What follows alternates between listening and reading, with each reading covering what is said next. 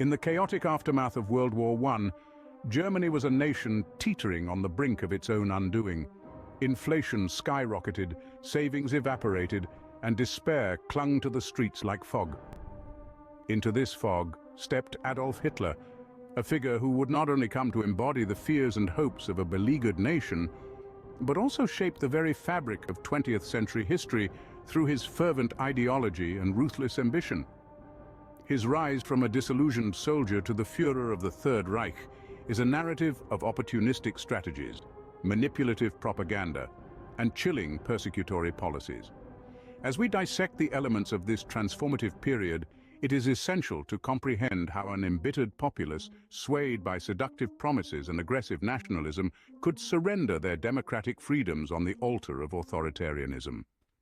What follows is a granular exploration of Hitler's ascent to power, a journey marked by cunning, coercion, and calamity.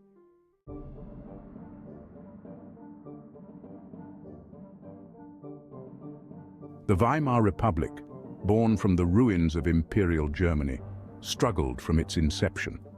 Eclipsed by national humiliation due to the Treaty of Versailles and plagued by economic instability, it was a republic many deemed illegitimate. Hyperinflation in 1923 and the subsequent Great Depression created fertile ground for political extremism. The societal desperation laid a crucial backdrop for Hitler's narrative. Resentment towards the Treaty of Versailles and the desire for a restored national pride became central themes in his rhetoric. In parallel, the political landscape of Weimar was characterized by fragmentation. Frequent changes in government and polarized politics only accentuated the instability.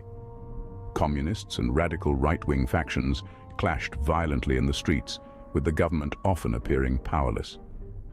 In this chaos, Hitler found his audience, disillusioned, angry, and desperate for change. The early failures of the Weimar Republic set a precedent for extremism. They demonstrated how frail democratic structures could become under immense economic and societal pressures. It was under these conditions that Hitler began to emerge as a significant political figure, promising revival and exploiting the disarray to his advantage.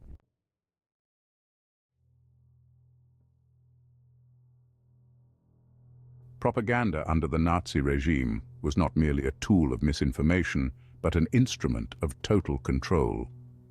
Joseph Goebbels, appointed as the Minister of Propaganda, masterminded an all-encompassing propaganda machine that infiltrated every layer of German life. From radios broadcasting Hitler's speeches to visually striking posters delineating the ideal Aryan, the Nazis understood the power of media in shaping public consciousness. This relentless flood of Nazi ideology crafted a new reality for the German people, one where the party's enemies were demonized and its ideals glorified. Anti-Semitic propaganda was particularly virulent, depicting Jews as the root of Germany's problems.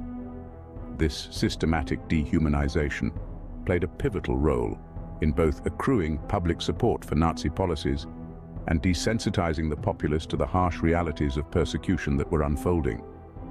Through rallies, films, and the press, Hitler showcased himself as an almost messianic figure, Germany's savior who could restore its former glory.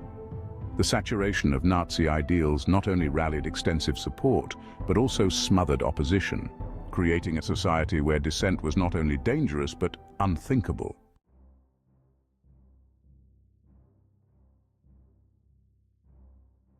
Hitler's ascent was not a straightforward march to power. It was a series of calculated moves and fortunate circumstances. Initially, the Nazi Party was just one among many radical groups in post-war Germany. However, the economic turmoil of the Great Depression provided a critical boost. As unemployment soared and poverty deepened, the Nazis' message of blame and nationalism resonated more broadly. The pivotal year was 1933. Citing the fear of communist insurrection, particularly following the Reichstag fire, Hitler convinced President Hindenburg to pass the Reichstag fire decree. This decree suspended civil liberties and allowed for the arrest of political opponents, paving Hitler's way towards autocracy. Once in power, Nazis moved swiftly, engineering the Enabling Act, which effectively dissolved the Reichstag and transferred legislative powers to Hitler. This act marked the death knell of the Weimar Republic and the beginning of a totalitarian regime. Through these maneuvers, Hitler not only seized power but ensured that his hold on it would be absolute and unchallenged. This opportunistic usurpation of power illustrates not only Hitler's strategic acumen, but also the fragility of democratic institutions in the face of concerted attacks from ideologically motivated factions.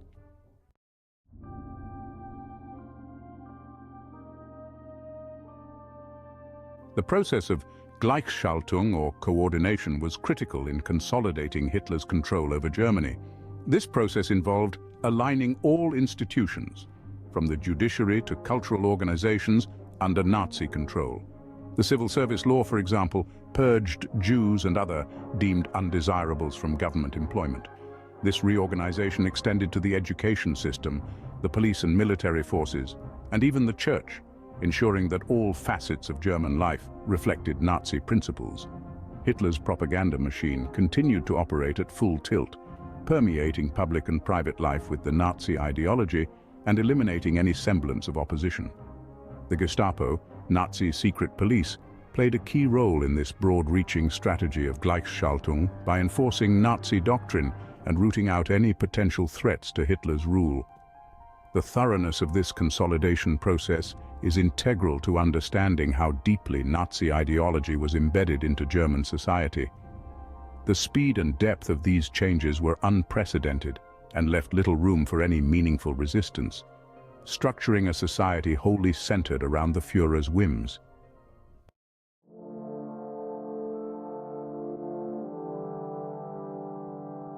Persecution and terror, the tool of fear.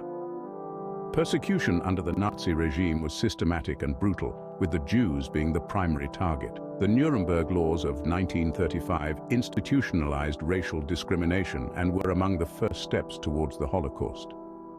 Jews were stripped of their civil rights, barred from marrying or having relations with persons of German or related blood, and isolated economically and socially. Kristallnacht, or the Night of Broken Glass, in November 1938, marked a significant escalation in anti-Jewish violence. Jewish businesses were destroyed, synagogues burnt, and thousands of Jews were arrested and sent to concentration camps. This event signaled the shift from legislated persecution to state-sanctioned physical violence. The terror was not exclusive to the Jews. Political dissidents, the Romani people, disabled individuals, and other marginalized groups also faced severe repression. The spread of concentration camps across Europe and the bureaucratic, methodical approach to genocide that developed were chilling hallmarks of Nazi rule, demonstrating the lethal application of state power under Hitler.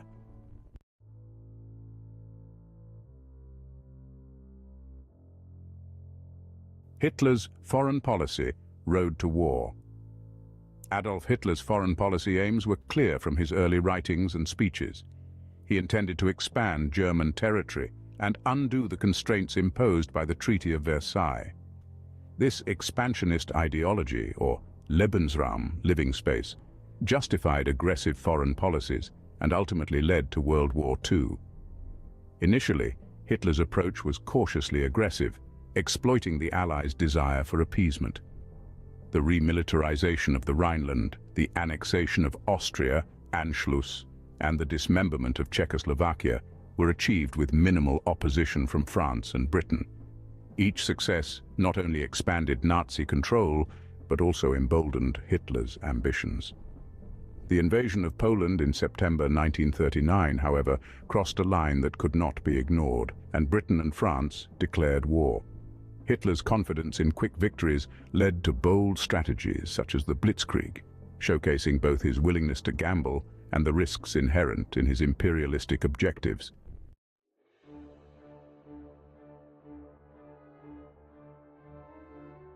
World War II, strategies and setbacks. World War II was characterized by the rapid advance of German forces across Europe. The early years of the war saw a string of successes due to the Blitzkrieg tactic, a fast, concentrated ground and air attack that left enemies reeling. However, the tides of war began to turn with Operation Barbarossa, the ambitious and ultimately disastrous invasion of the Soviet Union, and the entry of the United States into the war following Japan's attack on Pearl Harbor. The prolonged conflict on multiple fronts strained German resources and morale, exposing the limitations of blitzkrieg in sustained warfare. The decisive defeats at Stalingrad and later at Normandy, D-Day, were significant turning points, leading to the gradual decline of Nazi military power.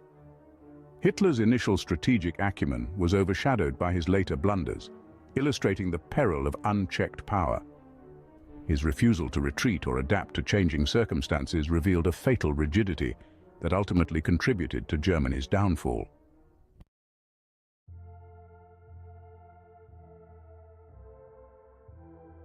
Impact and legacy, a world altered. The lasting impact of Hitler's rule is indelibly etched into the global consciousness. Economically, politically, and socially, the world was irrevocably changed. The establishment of the United Nations and the Universal Declaration of Human Rights were direct responses to the atrocities committed during the Holocaust and World War II.